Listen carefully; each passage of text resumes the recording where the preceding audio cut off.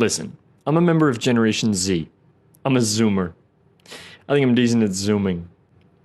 Born post-Attack of the Clones, pre-Revenge of the Sith. Alright, that's me. I've been around the block when it comes to nonsense. I was there for Herobrine, back when people were trying to download more RAM. I was watching the news when Google told people that every car would drive itself by 2020, and now we have, the plague. Maybe it's just because I'm older than I was, but I really do feel like the world is more dense with information than it ever has been.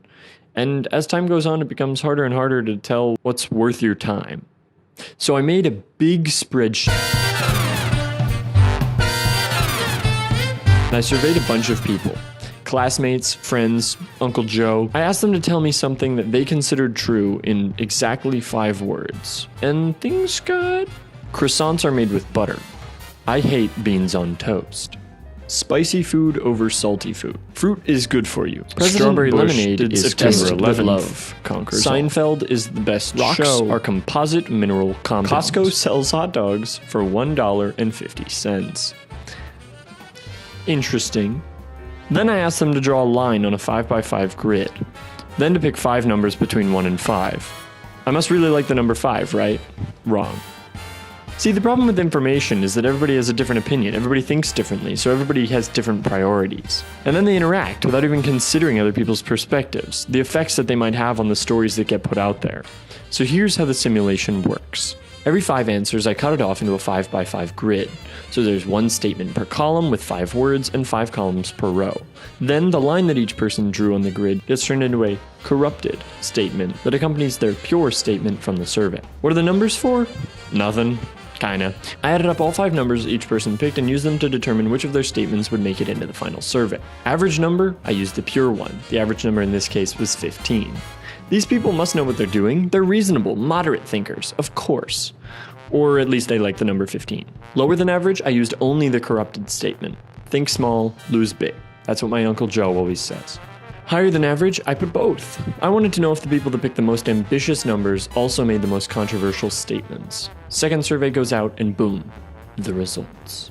First of all, nearly everybody answered every question. Thanks for that, because I needed the data, but also consider that you've just passed judgment on several nonsense statements without much context other than my face and voice telling you everything's gonna be okay.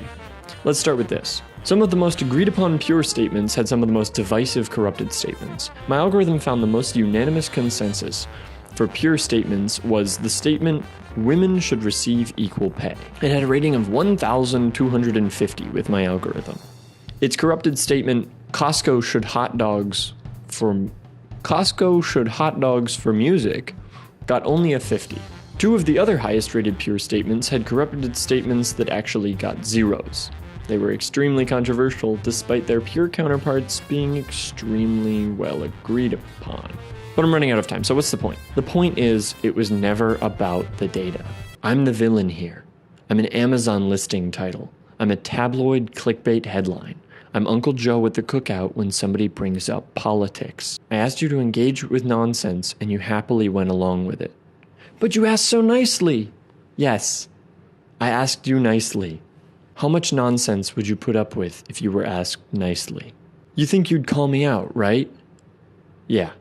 Until I'm your boss, asking you to deal with a printer that's been broken for 2 months. Until I'm your friend who's late for the 7th time with no explanation. Until I'm a little league con man who knows exactly what you have and what you're afraid of. I have a spreadsheet that filters all the nonsense for me. I click a button and it's gone. I know what's true, or at least what you consider to be true, because you told me in a survey. I asked you for it. But in daily life, it's just not that simple. At some point in the last few minutes, I hope you started wondering why I put a piece of paper on your desk. You see, I printed out all of the nonsense statements from the second survey, and I passed them out. You have this piece of paper now. You own it. And it doesn't really mean anything unless you make it mean something. Sure, you can share it, you can give it to somebody else, you can set it on fire, throw it in a trash can, you can throw it through a basketball hoop, you can eat it for all I care, though I can't recommend that. I'm sure printer toner isn't good for you. But at the end of the day, this exists and it's yours. And unless you make it mean something, it won't mean anything.